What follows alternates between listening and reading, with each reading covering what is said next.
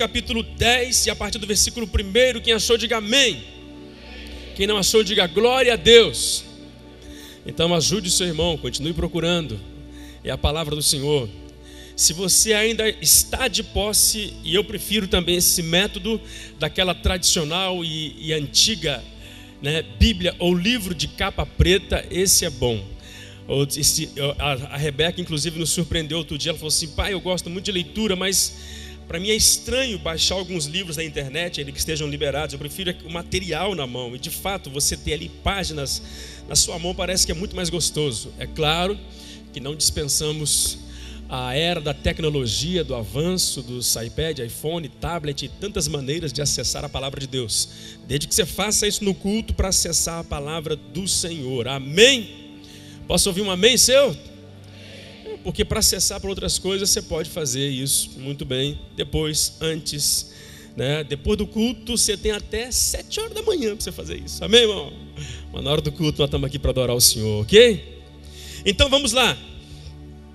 Porque tendo a lei a sombra dos bens futuros e não a imagem exata das coisas, nunca pelos mesmos sacrifícios que continuamente se oferecem cada ano pode aperfeiçoar os que a eles se chegam.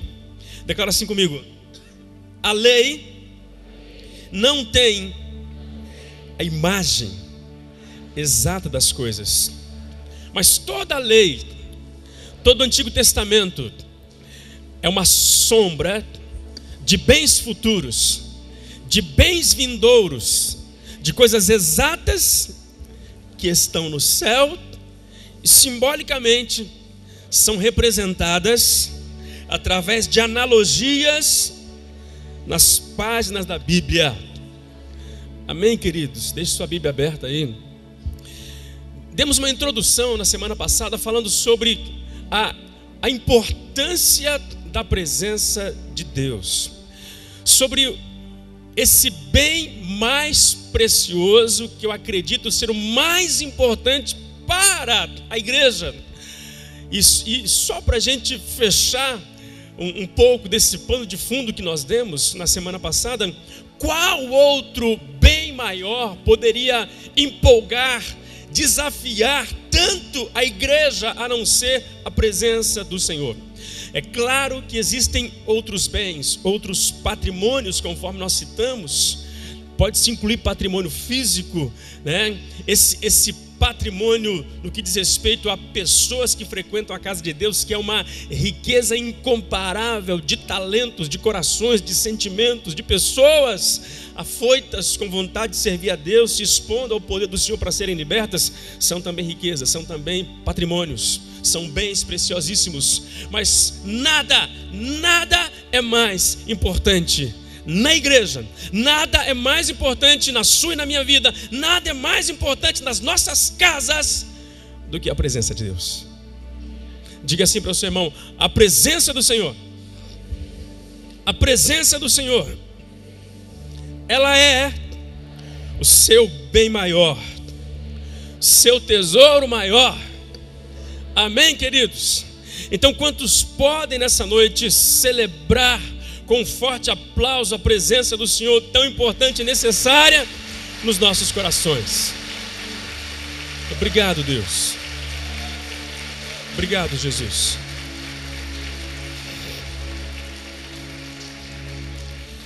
Agora, queridos, preste bem atenção. Essa presença que hoje, ao nos relacionarmos com ela, nós muitas vezes nesse comportamento de relacionamento com a presença do Senhor, nós temos diversos comportamentos, obviamente, dependendo do estado do coração de cada um. Às vezes a pessoa está naquele bom estado de espírito e ela entra na presença do Senhor, isso é perfeitamente cabível, entendível e normal. Embora alguns achem isso meio louco, mas a grande verdade existem momentos em que você entra na presença do Senhor que você tem vontade de cantar. E além de vontade de cantar, você tem vontade de pular. Além de vontade de pular e cantar, você tem vontade de dançar. Além de vontade de pular, cantar e dançar, você tem vontade de rir. porque há momentos em que você entra e você é envolvido com uma visitação chamada gozo de alegria. E aquilo começa a inundar o teu ser, vazar pelos teus poros, e você começa a externar esta alegria. Alguns chegam a dizer, mas eu acho que não precisa nem tanto. Você acha que não? Muito bem, deixa eu perguntar para você, como você se sentiria, meu irmão, se hoje à noite você chegasse na sua casa e você abrisse a sua garagem, ou se a sua garagem não é fechada e aberta, você encostou na frente para entrar na sua garagem que é aberta, e você se deparou com uma BMW, e tem um cartão daquela BMW dizendo para você, esse carro é seu. Mulheres, como é que vocês se sentiriam? De repente você chega na sua casa, se alegrou com a BMW do seu esposo, mas as mulheres especificamente, você vai caminhando para o seu quarto, você vê um grande pacote, e nesse pacote um grande cartão, e nesse cartão um cheque. E esse cheque está em branco, dizendo assim, vá para o shopping center e compra tudo. Aí, alguns vêm dizer para mim, mas por que quando sente Deus, chora, pula, dança,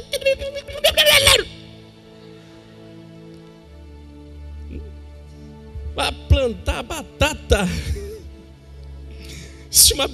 Querido, se eu chego lá em casa e tem uma BMW na minha garagem, eu vou dizer o meu plano, eu vou curtir esse carro uns 3, 4 meses, vou dar um rolê gostoso, os meninos então vão andar comigo todo dia, depois eu vou vender ele, mas que eu vou curtir esse carro, eu vou. Se a Adriana, meu Deus do céu, a Adriana chega em casa, tem um bombonzinho lá, tem uma gradinha lá, imagine se ela encontra um checão daquele. Agora imagine alguém quando é preenchido com a doce presença do Espírito Santo de Deus. Aleluia! Fala assim para o seu irmão, não tem como se segurar. Não tem como se segurar. Amém? Essa presença que é o nosso bem maior, o nosso tesouro maior. Essa presença que às vezes te visitando, você chora, dança, canta, pula. Muitas vezes essa presença te leva ao arrependimento, ela te leva ao choro, ela te leva ao quebrantamento. É assim que nós, tateando, lidamos com ela hoje, através de alguns caminhos, oração, adoração, enfim, buscamos os meios. Mas no Antigo Testamento, essa presença, ela tem nome específico. No Antigo Testamento, essa presença tem um caminho específico para ser alcançada.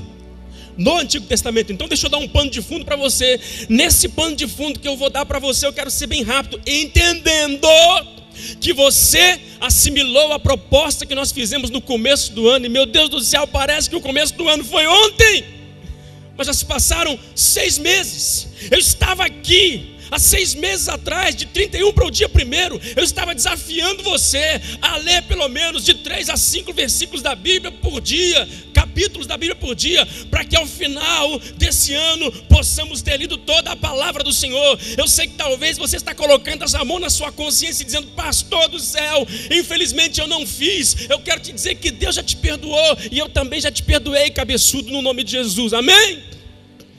Mas fala assim, mas vou começar a partir de hoje. Assim, vou começar a partir de hoje. Você está com vergonha de falar, eu vi você falando e vou entender que você não fez nada, né? Mas esquenta a cabeça não, meu. Fala assim, eu vou começar em nome de Jesus. Eu vou começar em nome de Jesus. Então, muito bem. Então vem comigo para a história. Vem comigo. Os filhos de Israel, 430 anos escravizados no Egito. Lá nos capítulos 11, 12 e 13 de Êxodo, Deus começa a anunciar a libertação deste povo, porque havia uma promessa: com mãos fortes eu vou tirar vocês desta terra, e eu vos levarei a uma terra que mana leite e mel. E esse grande dia chegou, culminando com uma ação hollywoodiana, fantástica, fantástica da libertação do povo de Deus do Egito.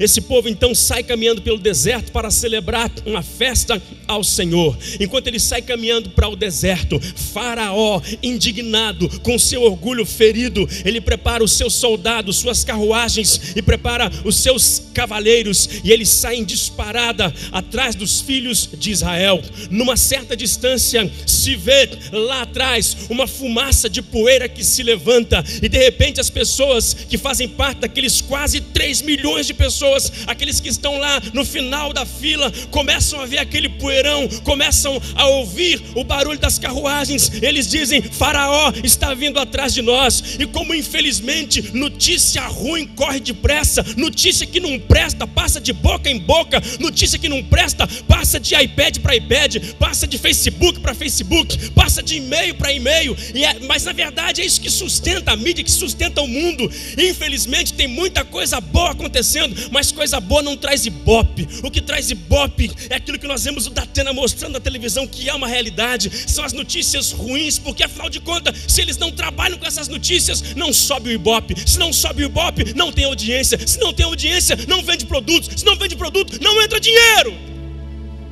É assim que funciona a notícia ruim. E aquela notícia veio correndo, até chegar a Moisés. Mas Moisés, entendendo qual era o plano e projeto de Deus, né? E mesmo assustado e temeroso, no seu coração o Senhor diz: não tema, Moisés, o que tem nas tuas mãos, né? Lança a tua vara nas águas, as águas se abrem, o povo passa, né, enxuto no meio do mar vermelho. Vem Faraó, suas carruagens, seus cavaleiros, seus soldados entram no mar, todos eles morrem, se afogam, e mais uma vez Deus é exaltado. E aí, na sequência, Deus começa a trazer leis. E lá no capítulo 25, Moisés sobe ao monte com Arão, Nadab e Abiú e mais 70 anciãos. Quando Moisés subiu no monte, Deus começou a falar com ele: pastor, eu quero que Deus fale comigo. Fala assim para o seu irmão: sobe no monte. Fala assim, de terça a sexta tem um monte aqui 5:30 da manhã. Fala assim: se você quiser um monte mais alto, fala assim, terça-feira começa 4:30. Fala comigo, Deus! Fala comigo, Deus! Mas agora está na hora do Jornal Nacional. Fala comigo, Deus! Fala comigo! Mas agora está na hora da novela das 7. Mas crente vê novela? Não vê. Então deixa a novela das 7 para lá. Fala comigo, Deus! Por favor, fala comigo! E você está lá em cima ou embaixo. Às vezes os dois, né? Tem gente que se enrosca tanto que fica em cima e embaixo do monte de coberta. Assim, Deus não vai falar com você. Fala sério e firme. Deus não vai falar com você debaixo do monte de coberta. Assim, Deus vai falar com você. Deus vai falar com você no lugar da oração, no monte da oração. Ali Ele vai falar com você. Aleluia! E aí, querido, Moisés sobe o monte. A Bíblia diz que ele passa 6 dias. Deus diz: Moisés, eu estou gostando desse negócio, está ficando bom, eu estou sentindo que você quer mais, então vem um pouco mais para cá, dispensa os outros. E ele entra numa nuvem de fumaça, numa nuvem de glória. E a Bíblia diz que ali ele fica por 40 dias diante do Senhor. E nesses 40 dias Deus diz: Moisés, filhão, é tão bom estar com vocês.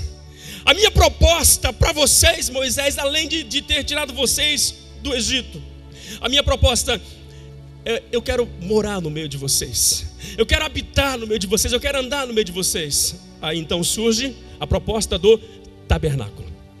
Deus traz a revelação do tabernáculo para Moisés nos seus mínimos detalhes: os utensílios, as peças, os materiais, que tipo de material deveria ser usado, desde madeira até de linho fino. Ele fala acerca da qualidade da madeira, ele fala que tipo de linho, ele fala acerca da prata, fala acerca do ouro, fala acerca do bronze, fala acerca das especiarias de azeite, como que as especiarias de azeite deveriam ser confeccionadas para fazerem parte desse tabernáculo.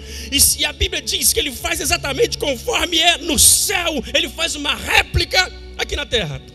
Lá no versículo 8 do capítulo 25 de Êxodo: tu me farás um santuário, eu habitarei no meio de vós.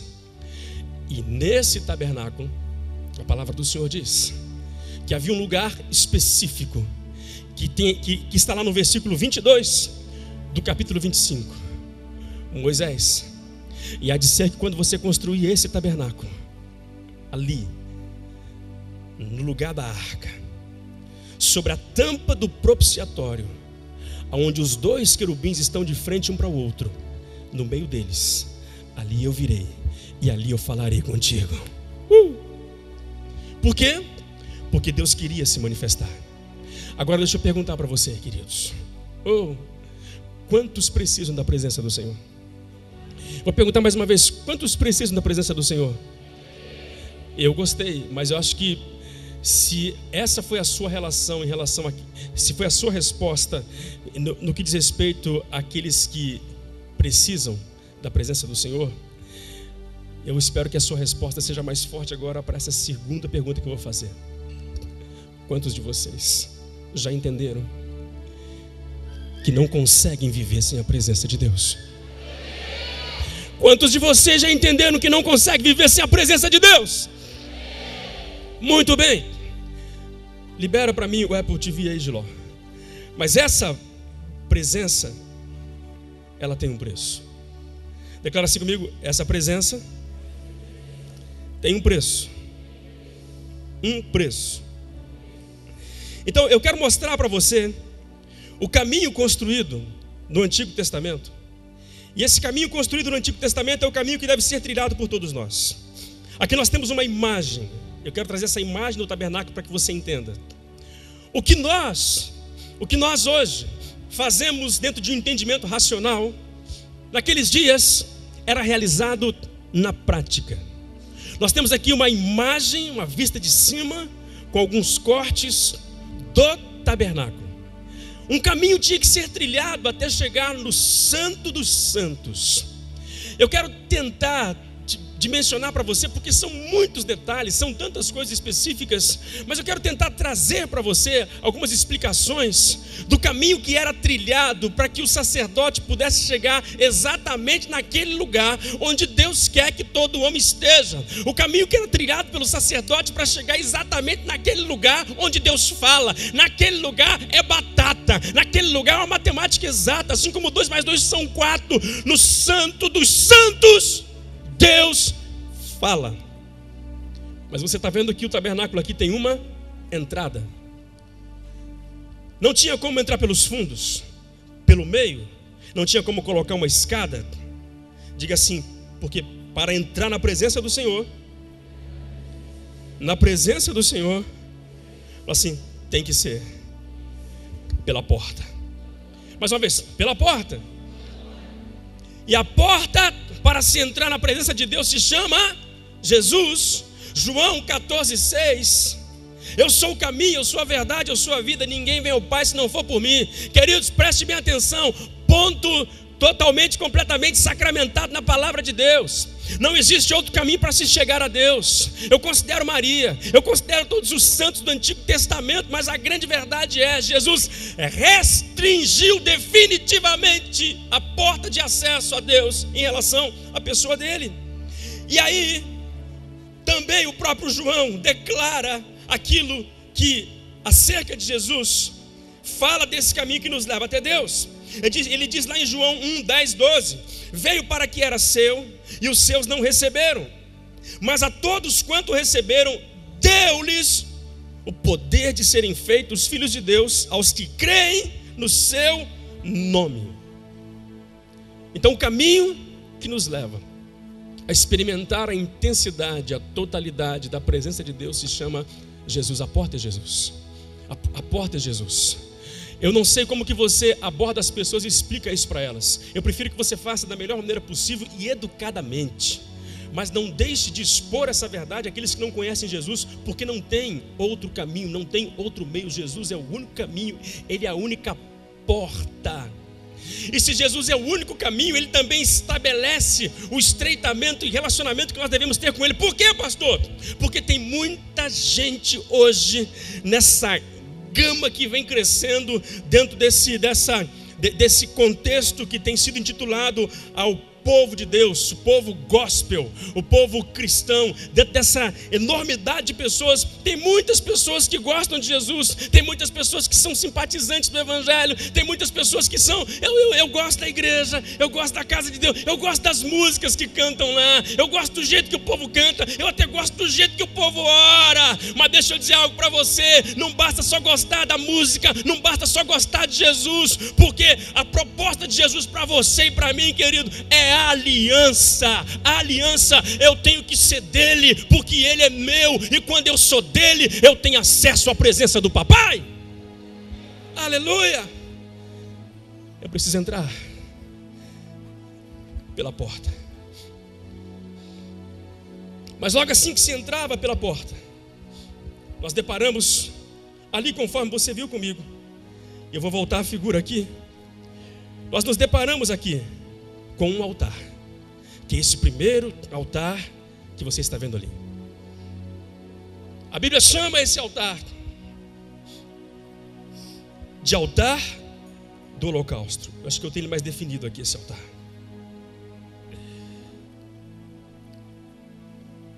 Esse aqui é o altar do holocausto. Todo aquele que desejava chegar ao Santo dos Santos tinha que passar pelo altar do holocausto.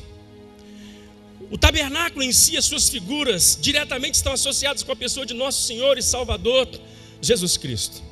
Queridos, aqui no altar do holocausto, havia um sumo sacerdote que estava colocado à porta. E toda pessoa que desejasse arrependimento para uma reconciliação com o Senhor tinha que trazer a sua oferta e tinha que depositar sobre esse altar. Esse altar aqui é o altar lá de Levítico 6,13, onde a Bíblia diz que o fogo arderá continuamente sobre o altar e não se apagará. É impossível chegar a Deus sem passar por esse altar, porque esse altar aqui é o altar da remissão. Esse altar é o altar da reconciliação. Esse é o altar do quebrantamento do choro. É nesse altar que eu reconheço o que fiz, o que tenho feito, o que sou, e as coisas acerca das quais preciso abrir mão, porque se eu não abro mão, eu não consigo transpor para o próximo nível e chegar ao lugar santo da presença de Deus. Então deixa eu voltar aqui novamente. A Bíblia diz que quase todas as coisas, segundo a lei, se purificam com sangue, porque sem derramamento de sangue não há remissão. Como cristãos e como igreja, se nós não passarmos pelo altar do holocausto, e é nesse altar onde você deposita a sua oferta, é nesse altar onde você conserta também sua vida. Mateus 5, 23 e 24 diz: portanto, se trouxeres a tua oferta ao altar, e aí te lembrares que teu irmão tem alguma coisa contra ti, deixa ali diante do altar. Qual altar, pastor? Deixa ali diante do altar do holocausto a tua oferta. Vai primeiro se reconciliar com o teu irmão. Esse altar fala da postura de arrependimento, de entrega, de renúncia, de humilhação que nós precisamos ter diante de Deus. Muitas vezes nós queremos a presença do Senhor, não está errado. Nós queremos sentir mais de Deus, também não está errado. Mas é que nesse altar, querido, preste bem atenção, é nesse altar que eu apresento diante do Senhor todos os meus pecados. Deus não vai exigir de você hoje um cordeiro, um bezerro. Deus não vai exigir de você hoje uma oferta de sacrifício literal. Mas Deus vai exigir de você um coração quebrantado e contrito. Um coração que reconhece na íntegra quem é diante do Senhor. Deus, eu reconheço meu coração, um coração cheio de maldade, de pensamentos de morte, de pensamentos homicidas. É nesse altar que você diz: Deus, tem hora que dá vontade de matar meia dúzia, tem hora que dá vontade de arrebentar uns 5 no cacete, tem hora que dá vontade de Deus, tem hora que vem um negócio assim que dá uns 3 minutos, dá vontade de fazer uma desgraça. É nesse altar, porque se você não reconhecer nesse altar, e aqui nesse altar oferecer a sua oferta e receber o seu perdão, você não consegue avançar. Nós temos muitas pessoas hoje que não conseguem sentir Deus na sua totalidade, porque na verdade elas, de certa forma, não entenderam a importância de passarem por esse altar. A Bíblia diz que o fogo desse altar, conforme Levíticos 6:13, Deus deu ordem a Moisés e aos filhos de Arão: todos os dias vocês devem manter a chama do fogo desse altar acesa.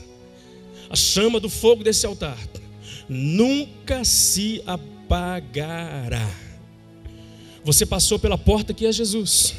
Você tem um sentido de salvação, um gozo pela salvação no seu coração, muito bem. Mas todos os dias, quando eu me levanto, entendendo que eu não sou um homem perfeito, entendendo que eu sou um homem repleto de falhas, todos os dias, quando me levantar, eu preciso passar por esse altar. E aqui nesse altar eu preciso deixar o peso de pecados, de intenção de pecados, de maquinações de pecados, porque do contrário, se eu não deixo esse peso, eu caminho num certo distanciamento, numa certa mornidão, numa certa conformidade, e eu acabo interpretando Deus como o Deus da religiosidade, que absolutamente nada faz e nada pode fazer por mim. Mas quando eu avanço, quando eu passo por esse altar, a Bíblia diz que depois do altar do holocausto vinha a pia. O que era a pia? Logo ali depois. A pia era isso aqui, queridos. Essa era a pia. Esse era o lavatório que estava depois do altar do holocausto. Depois que o sacerdote sacrificava o animal, ainda tinha suas vestes manchadas de sangue, ele vinha para a pia. E o que ele fazia aqui nessa pia? Que além de ter um fundo luminoso, havia água onde refletia o seu rosto. Nessa pia, ele conseguia ver os possíveis respingos e manchas nas suas vestes, porque ele ainda tinha uma trajetória a ser seguida, ele precisava chegar lá na frente. Mas para que ele pudesse chegar lá na frente, novamente nessa pia, ele precisaria se lavar, se limpar, se banhar, limpar as suas vestes para poder continuar na sua caminhada. A pia fala, sabe do quê? A pia fala da palavra de Deus. Quando eu digo para você, querido irmão, leia a palavra do Senhor, é porque a palavra de Deus é um espelho. E quanto mais eu leio a palavra do Senhor, ela vai falar verdades que vão acalmar meu coração, que vão acalentar o meu coração, mas ela também vai me trazer palavras que vão confrontar o meu coração.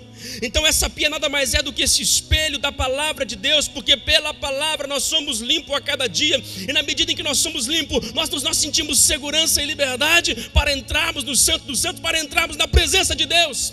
Por que você tem que se expor a essa pia? Por que os sacerdotes se expunham a essa pia e se lavavam ali?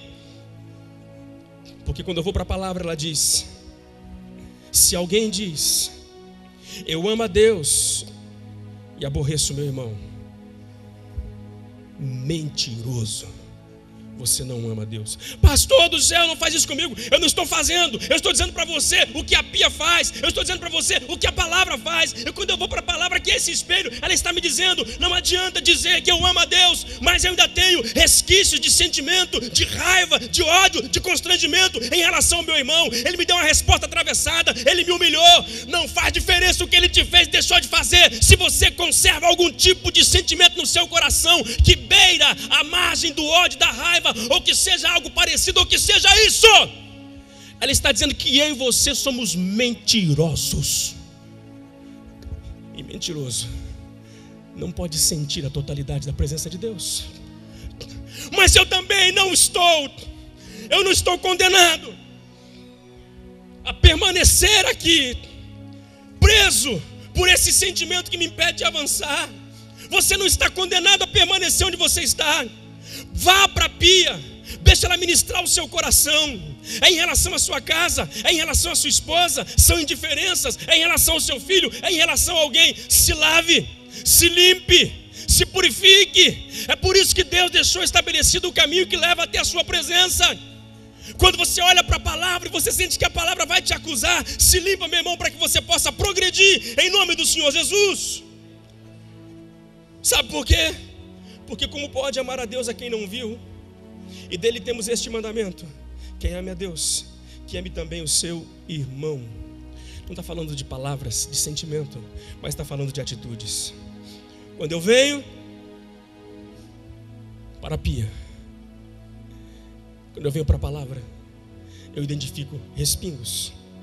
E aí eu olho para a pia e me vejo ali, porque ela fala acerca de mim. Aí Pedro diz: mas como é santo aquele que vos chamou, sede vós também santos em toda a vossa maneira de viver, porquanto está escrito: sede santos, porque eu sou santo. Deus não está dizendo que você tem que ser perfeito. Se você já alcançou esse estado, vem cá que eu vou orar por você e vou te despachar para o céu já. Não está dizendo que você tem que ser perfeito, você tem que ser santo. A palavra santo significa separado. Separado. Não é abrir mão do ambiente de trabalho onde eu estou. Não é abrir mão do ciclo de convivência onde eu estou. Não é esconder dos meus vizinhos. Mas é separar-me daquelas coisas que possivelmente podem profanar o nome e a presença do Senhor na minha vida. Sede santo, seja separado. Querido, se você entende que o simples clique num site para fazer uma pesquisa, você se sente tentado a abrir outras janelas e navegar por outros sites e outras informações que vão contaminar a sua mente, que vão contaminar a sua alma com espírito de lascívia, de adultério. Preste bem atenção. Se o espelho da palavra está falando ao seu coração, querido, então não avance. Chama a sua esposa, pede para ela sentar do seu lado. Se você tem dificuldade, por que o computador tem que ficar lá naquele quarto do fundo? Põe essa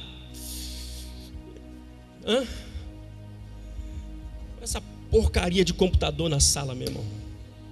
Amém? Põe na sala. Põe na sala, onde todo mundo possa ver o que você acessa. Se a sua esposa não pode ter a senha do seu Facebook, se a sua esposa não pode ter a senha do seu site de relacionamento, eu pergunto, por quê? Por que ela não pode ver as mensagens que você recebe? Por que ela não pode ver as mensagens que você passa? Vigia, meu irmão, vigia! Vigia, meu irmão! Porque se são coisas normais e comuns, eu acesso dela a hora que quero, ela acessa o meu a hora que ela quer. Sede santo. Então quando eu passo aqui, quando eu venho para a pia, ali começa a refletir o espelho da palavra de Deus. Deixa eu dizer algo para você. Eu quero te mostrar um caminho nessa noite, um caminho de plenitude que Deus estabeleceu desde os primórdios e que não é diferente. É que hoje, infelizmente, irmãos, a gente procura muito por atalhos, a gente procura muito cortar caminho, mas não existe isso. O caminho de acesso à presença do Senhor continua sendo o mesmo. Eu tenho que trilhar. E nós estamos falando somente do átrio. Essa parte aqui é o átrio. Então você conseguiu avançar? Você conseguiu passar pelo altar do holocausto, seu coração está liberado. Você conseguiu passar pela pia de bronze, e ali você se viu, você se lavou, você se limpou, você se purificou. Diga assim para o seu irmão: se prepare, porque Deus vai te levar ao Santo dos Santos. Ao Santo dos Santos. Mas antes de chegar no Santo dos Santos, conforme você está vendo aqui, o tabernáculo, de certa forma, tinha 3 repartições, como você está ali percebendo. Tinha o pátio onde ficava o altar e a pia. Tinha o lugar santo, onde tinha a menorá, o altar do incenso, a mesa de pães. E logo depois do santo lugar, declara assim comigo, estava o Santo dos Santos. Mais uma vez, o Santo dos Santos. Mais uma vez, o Santo dos Santos. Qual que é a proposta de Deus, queridos? A proposta de Deus, deixa eu te mostrar numa imagem de corte aqui. A proposta de Deus, conforme você vê cortado aqui, é que você chegue nesse lugar, ali, no último estágio do tabernáculo, que é o Santíssimo Lugar, onde a presença do Senhor se manifesta. Você passou pelo altar de bronze, você passou pela pia, pelo altar do holocausto. Muito bem, vamos avançar. O que nós temos aqui? Nós temos a menorá, nós temos o castiçal, nós temos o candelabro, nós temos aqui a mesa com os pães da proposição, e nós temos o altar do incenso. Era impossível o sacerdote avançar para esse estágio se ele não tivesse se lavado completamente diante do Senhor. E essas figuras que nós temos aqui no lugar santo, vamos começar por essa figura do candelabro, da menorá, que tinha na verdade uma haste central e 3 hastes que saíam pela esquerda, 3 hastes que saíam pela direita. A menorá, o candelabro, ele tem bastante significados, mas eu quero destacar 3 especificamente, porque ele está relacionado em relação a Jesus, a igreja e também o Espírito Santo de Deus. Essas canas que saem da haste da menorá eram canas ocas. Nessas canas ocas que saem da haste do menorá, ali azeite era colocado e um pavio embebido com azeite se destacava lá na ponta do copo, que na verdade é uma taça lá em cima, um cálice lá em cima, associando o cálice do Novo Testamento, da aliança que Jesus fez conosco. Esse candelabro, ele só podia ser aceso uma vez que o altar do holocausto foi aceso. Então todas aquelas pontas, cada uma com seu pavio, estava esperando o fogo a ser acionado. Queridos, o que me chama a atenção nesse candelabro, quando fala dele acerca de Jesus, ele é sim Jesus, porque nesse lugar santo, segundo a palavra do Senhor, era a única luz que tinha ali, que clareava todo aquele ambiente. E essa luz, ela nunca, jamais deveria se apagar. Fala acerca de Jesus como sendo a luz do mundo. E essa luz que é Jesus, ela nunca vai ser ofuscada em nome do Senhor Jesus. Essa luz que é Jesus vai resplandecer cada vez mais intensamente diante das trevas, para a honra, glória e louvor do seu nome. Aleluia! Mas esse candelabro também é uma simbologia daquilo que nós podemos chamar de igreja. A igreja do Senhor precisa estar com as canas devidamente cheias de azeite, com cada pavio ordenado, para que fogo seja ateado. Você sabe por que hoje, no contexto geral, não se tem uma igreja que brilha tanto, não se tem uma igreja que faz tanta diferença, não se tem uma igreja que expressa tanto poder e tanta autoridade? Porque na verdade o candelabro da igreja, que deve ser luz para o mundo, não está devidamente posicionado ou aceso. Porque uma vez que o candelabro esteja aceso, luz começa a se espalhar.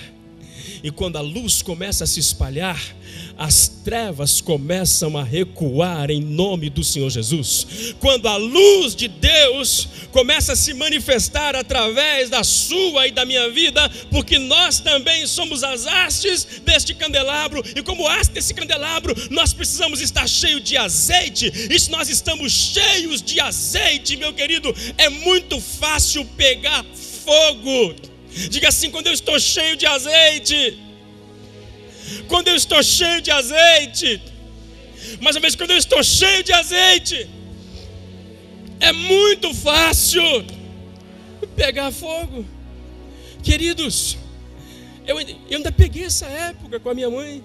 Quantos se lembram da antiga lamparina de querosene? Quantos se lembram? Os mais novos não vão se lembrar disso. Minha mãe dizia: filho, põe querosene na lamparina. E você colocava o querosene. Quando você triscava o fósforo, né? Assim, e chegava perto daquele pavio embebido de querosene, puf, acendia automaticamente a lâmpada. Você sabe por que tem muita gente que tem dificuldade de sentir Deus, tem muita gente que tem dificuldade de entrar na presença de Deus?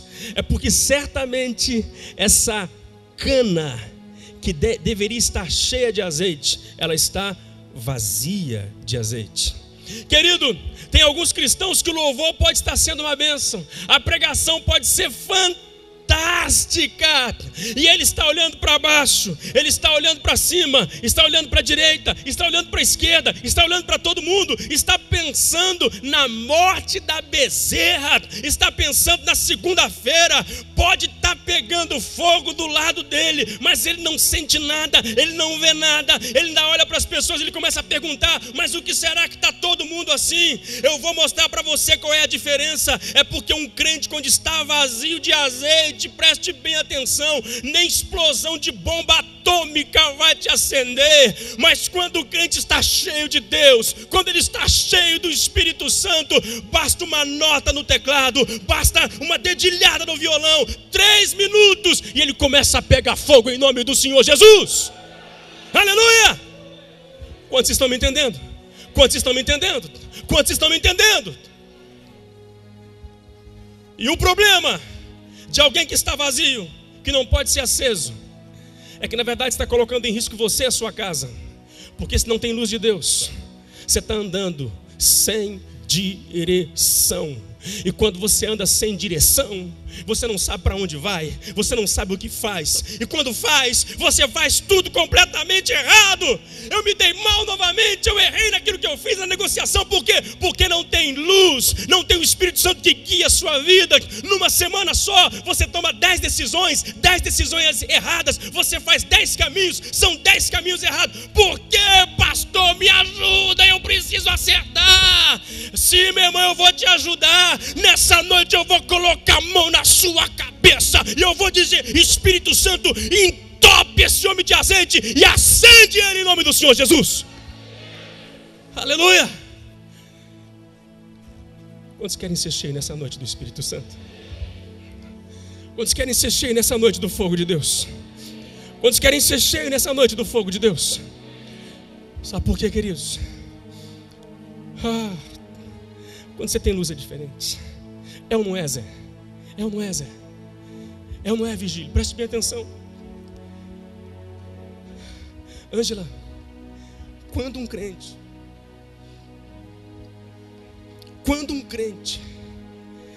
cheio do Espírito Santo chega no ambiente, é nítido,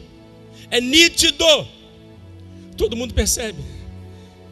Quando um adolescente, preste bem atenção, adolescentes, quando um jovem cheio do Espírito Santo chega no ambiente, as pessoas começam a sentir um certo incômodo. E ela fala para mim: o que você tem? Você frequenta algum lugar? Onde é que você vai? Como assim? Não estou te entendendo. Cara, você tem um negócio diferente aí. Você tem uma aura diferente. Você tem um brilho diferente. Você tem uma energia diferente. Você tem um negócio diferente, porque suas palavras são diferentes, o seu jeito é diferente. O que é isso? Essa é a luz proveniente na vida de um homem, de uma mulher, de um moço, de uma moça que está cheio do Espírito Santo. E conforme você vai chegando nesse ambiente, as pessoas vão percebendo, elas vão sentindo e elas vão sendo influenciadas por essa luz. E quando você está com essa luz cada vez mais brilhando e intensa na sua vida, há lugares que onde você vai entrando, as trevas vão dissipando, opressão vai saindo, demônios vão sendo expulsos, enfermos vão sendo curados, pessoas vão sendo restauradas, completamente cheias da graça e da presença de Deus, porque chegou alguém ali cheio do Espírito Santo, cheio da luz de Deus.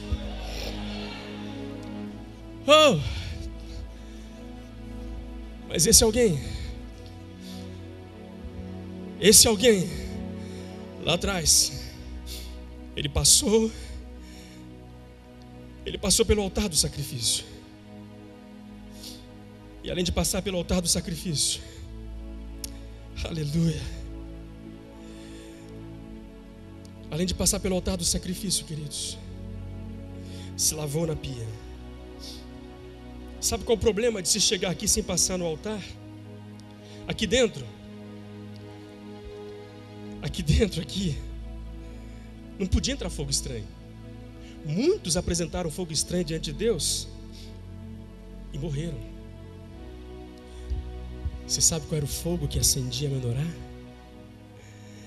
Era o fogo do altar do holocausto, que Deus disse que deveria arder constantemente.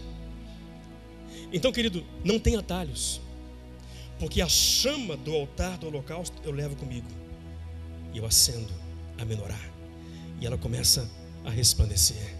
É por isso que uma igreja que sabe o caminho do quebrantamento e do arrependimento, por isso que uma igreja que se lava, que se banha na palavra, é uma igreja fulgurosa, é resplandecente e intensa.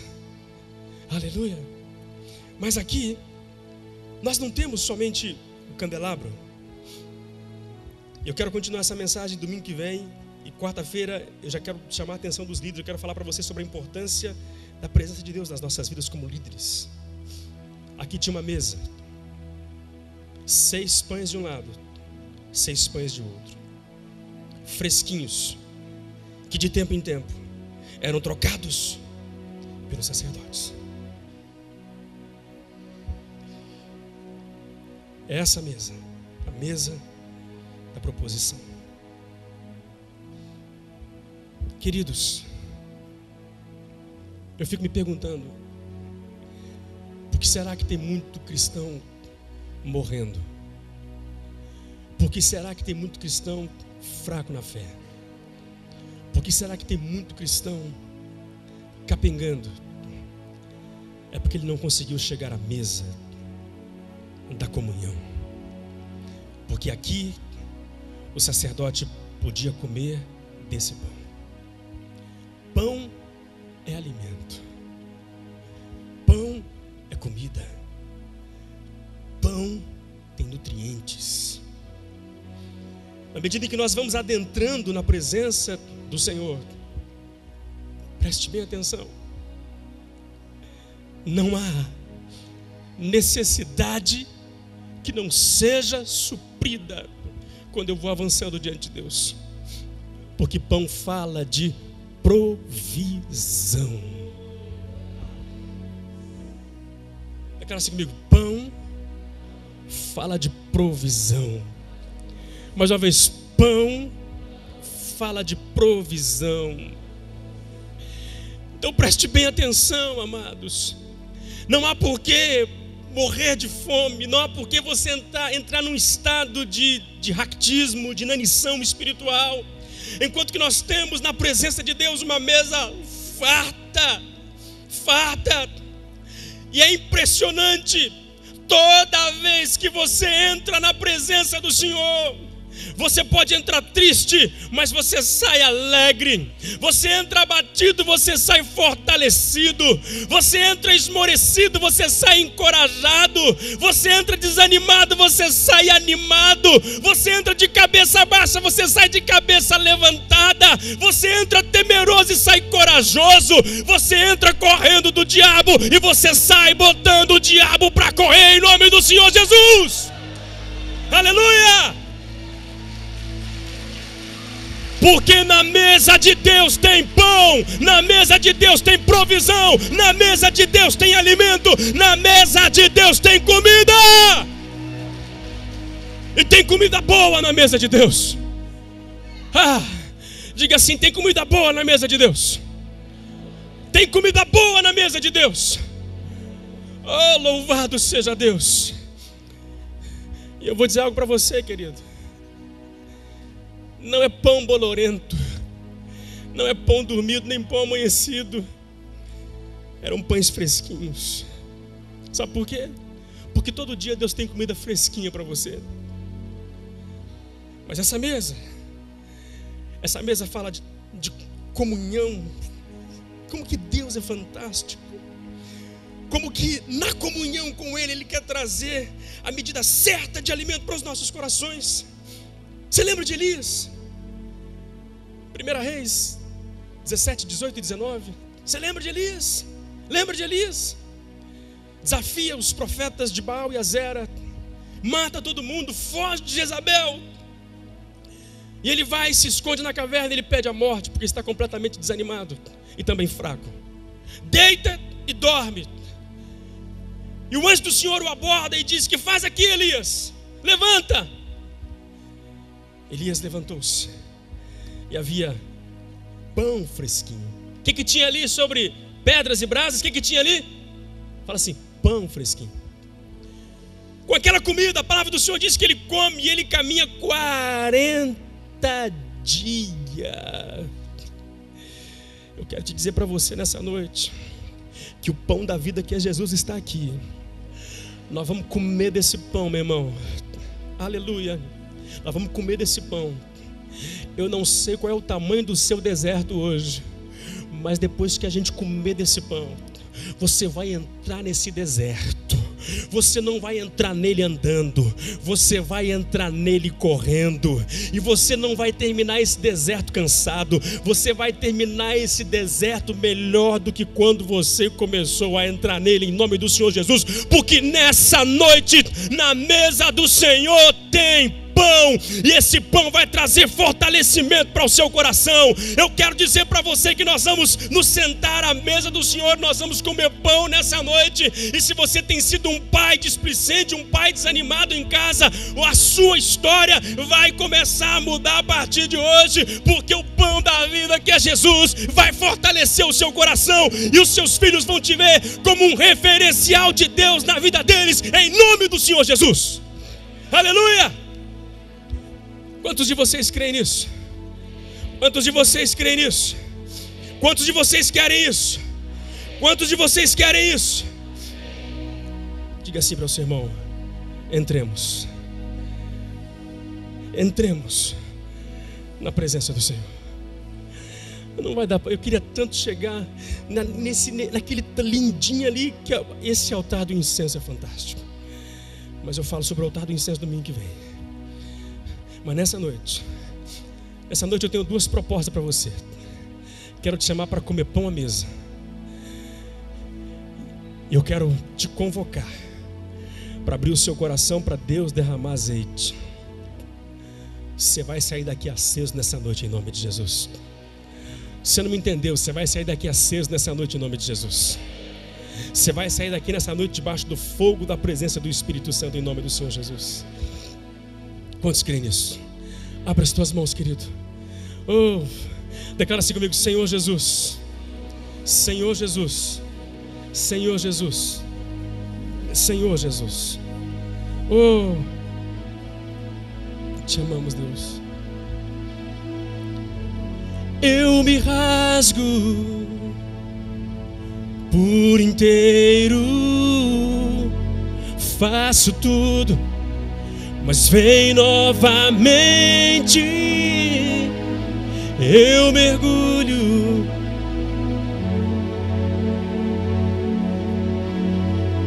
mas peço que os músicos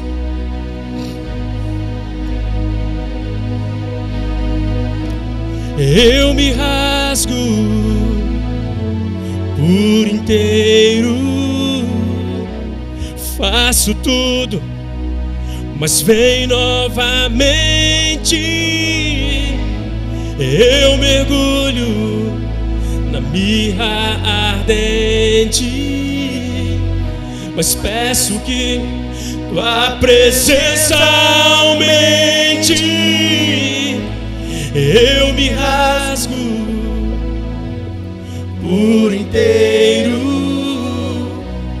faço tudo, mas vem novamente. Eu mergulho na mirra ardente, mas peço que tua presença aumente. Eu me rasgo, Deus. Eu me rasgo. Você pode ficar em pé. Por inteiro, faço tudo, mas vem novamente. Eu mergulho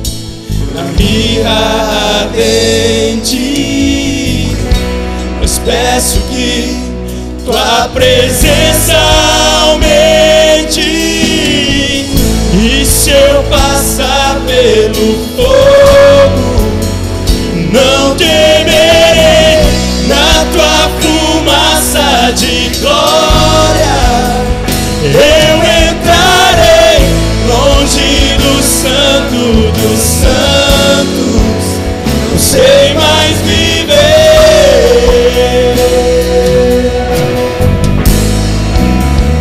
Se eu passar, e se eu passar pelo fogo, não temerei.